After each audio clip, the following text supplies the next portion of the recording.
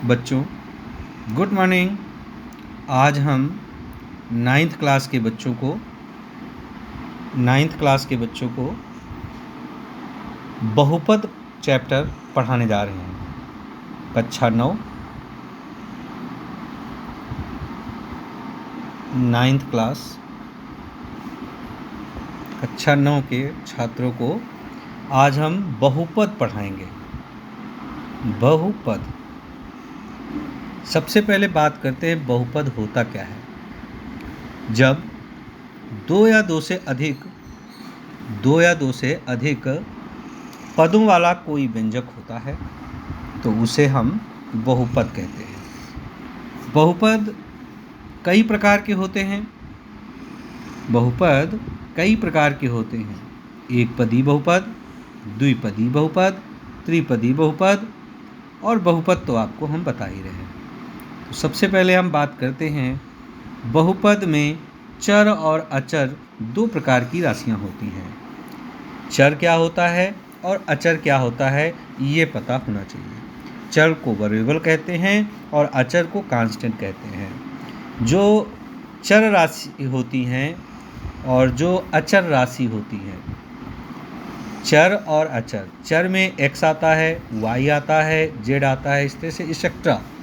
और अचर में संख्याएं कोई भी हो सकती हैं, 1 हो सकता है, रूट में भी कोई वैल्यू हो सकती है, कांस्टेंट टर्म ए जैसे इस तरह से टर्म आ सकते हैं, पाई आ सकता है। ठीक है, इस तरह से ये सारी राशियां जो होती हैं ये आपकी क्या कहलाती हैं? अचर कहलाती हैं। अब हम बात करते हैं बहुपद के प्रकार। पहला बहुपद होता है एक पदी बहुपद। एक पदीय बहुपद, एक पदीय बहुपद, एक पदी बहुपद। एक पदी बहुपद जो होता है जिसमें केवल एक पद होता है वो एक पदी बहुपद कहलाता है। जैसे एक्स स्क्वायर है, ये एक पदी बहुपद है। एक्स है, एक पदी बहुपद है। 2x है, एक पदी बहुपद है। एक्स क्यूब है, एक पदी बहुपद है। ये सारे एक पदी बहुपद हैं। इसके बाद अगला पॉइंट आता है द्विपदी बहुपद, द्विपदीय बहुपद, पदीय बहुपद। अगर दो पदीय बहुपद की बात करें तो जिसमें दो पद हों वो दो पदीय बहुपद कहलाते हैं। जैसे एक्स स्क्वायर प्लस 2 हो गया, एक्स क्यूब प्लस 3 हो गया, एक्स प्लस 2 हो गया, या एक्स की पावर 4 प्लस 9 हो गया। ये सभी के सभी द्विपदी बहुपद हैं। इसके बाद आता है त्रिपदी बहुपद, त्रिपदीय बहुपद, पदीय बहुपद। अगर हम त्रिपदी बहुपद की चर्चा करें तो त्रिपदी बहुपद जिसमें 3 पद हों, जैसे x cube plus 2x plus 1 हो गया, x square plus 3x plus 2 हो गया, या x की पावर 4 प्लस 4x प्लस 1 हो गया। ये सारे के सारे पद जो हैं ये आपके त्रिपदीय बहुपद हैं। अब हम बात करते हैं, ये तो हो गया, आपने जान लिया बहुपद कैसे होते हैं और किस तरह से हम बहुपद के बारे में समझेंगे। इसके बाद हम जान लेते हैं कि बहुपद की घात कैसे जानते हैं। बहुपद की घात, बच्चों बहुपद की घात पहचानना बहुत आसान होता है। हमें ये देखना पड़ता है कि बहुपद में सबसे ज़्यादा घात किसकी है, और जो घात होती है सबसे ज़्यादा उसी को हम उस बहुपद की घात कहते हैं। जैसे हम एग्जाम्पल ले लेते हैं, x square plus 2x plus 1। यहाँ पर बच्चों एक्स स्क्वायर जो है इसकी घात सबसे ज़्यादा है। यहाँ पर बहुपद की घात 2 है और सबसे ज़्यादा बहुपद की सबसे ज़्यादा घात बराबर 2 है। अतः बहुपद की घात कितनी हो गई? 2 हो गई।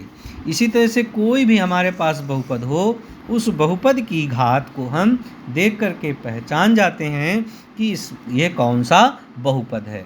तो बच्चों जैसे एग्जाम्पल लेकर के हम चलते हैं। पहला एग्जाम्पल है x की पावर 5 माइनस एक्स की पावर 4, एक्स की पावर 5 माइनस एक्स की पावर 4 और प्लस 3। इसमें कौन सी घात है बहुपद की? बच्चों यहाँ पर आपको देखने को मिल रहा है 4 से बड़ी घात कौन सी है? 5 है। इसका मतलब x की पावर 5 सबसे बड़ी घात है। तो यहाँ पर घात कितनी हो गई? बहुपद की घात 5 हो गई। इसी तरह से एक एग्जाम्पल और ले लेते हैं, एग्जाम्पल नंबर 2। यहाँ पर हम ले लेते हैं, लिखा हुआ है 2 माइनस वाई की घात 2 माइनस वाई की घात 3 प्लस 2y की घात 8। तो बच्चों यहाँ पर भी आपको सबसे ज़्यादा बहुपद की घात क्या दिख रही है? 8। और जब 8 बहुपद की घात है तो यहाँ पे भी घात कितनी होगी? 8 होगी। इस तरह से हमें ये पता चला कि बहुपद की घात कैसे हम पहचानते हैं। तो हमने बहुपद की घात के बारे में भी जानकारी ले ली। अब बहुपद की घात के बाद थोड़ा सा और आगे बढ़ते हैं और हम एक्सरसाइज पर आते हैं। और पहली एक्सरसाइज में एनसीईआरटी की बुक में एक्सरसाइज 2.1 पहली एक्सरसाइज है और इसका पहला क्वेश्चन है, निम्नांकित व्यंजकों में से कौन कौन एक चर में बहुपद हैं और कौन नहीं है? कारण के साथ अपने उत्तर स्पष्ट कीजिए। तो बच्चों हमें ये बताना है कि निम्नांकित व्यंजकों में कौन कौन एक चर में बहुपद हैं। हमने अभी आपको बताया एक चर बहुपद, एक पदीय बहुपद।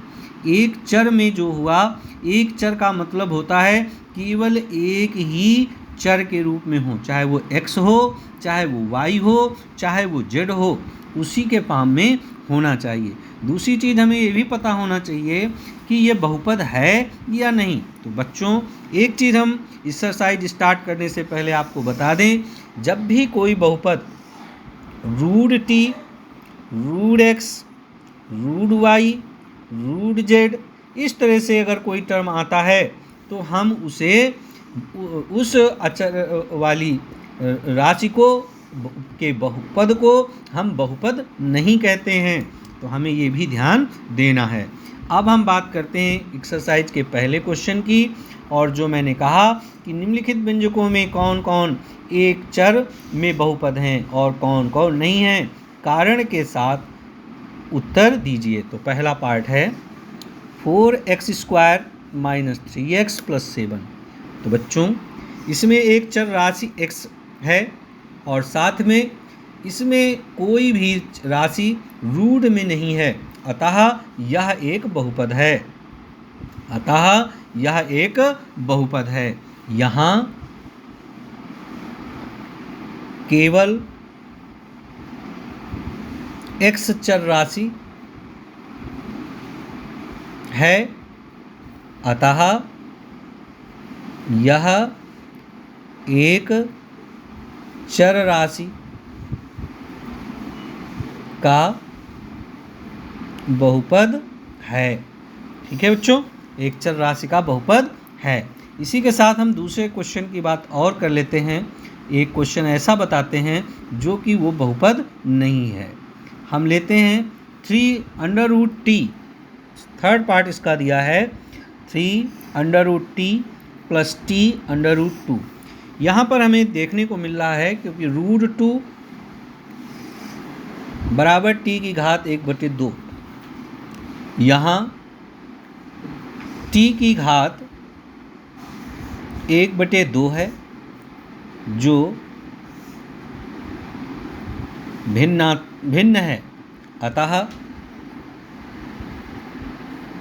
कोई बहुपद भिन्न घात का नहीं होता, फ्रैक्शन का नहीं होता। इसलिए 3√t + t√2 एक बहुपद नहीं है, बहुपद नहीं है। ठीक है बच्चों, समझ में आ गया। इसी प्रकार से अब आपको मैं बता दूं, जैसे यहाँ पर डिवाइड में भी अगर लिखा हो तो वो बहुपद नहीं होगा। जैसे फोर्थ पार्ट इसका दिया है, हम वो पार्ट ले रहे हैं जिससे कि आपको समझ में आ जाए। पहला है y प्लस 2/y। बच्चों अगर हम इसे देखें तो y से दोनों में अगर मल्टीप्लाई कर दें तो y²/2 ये हो जाता है। यहाँ पर जैसे ही डिवाइड में कोई चर राशि आ जाती है तो ये बहुपद नहीं कहलाता है, ये रेशनल नंबर कहलाता है ये बहुपद नहीं कहलाता है, चूँकि y से भाग दिया गया है, अतः अर्थात हर में y चर राशि है, इसलिए y प्लस 2/y एक बहुपद नहीं है। ठीक है बच्चों, समझ में आया? अगर समझ में आया है तो आप लोग इस वीडियो को ज़्यादा से ज़्यादा लोगों को शेयर करेंगे, लाइक करेंगे, सब्सक्राइब करेंगे और लाइकन बटन दबाएंगे और कमेंट करेंगे कि हम किस चैप्टर का वीडियो बनाएं, किस क्वेश्चन का वीडियो बनाएं। हम उम्मीद करते हैं आप जब कमेंट करेंगे तो आपके आधार पर, आपकी ज़रूरत के आधार पर हम वीडियो बनाएंगे। इसी के साथ आज हम अपनी वाणी को विराम देते हैं। अगला वीडियो अगले दिन और बनाएंगे। जय हिंद, जय भारत।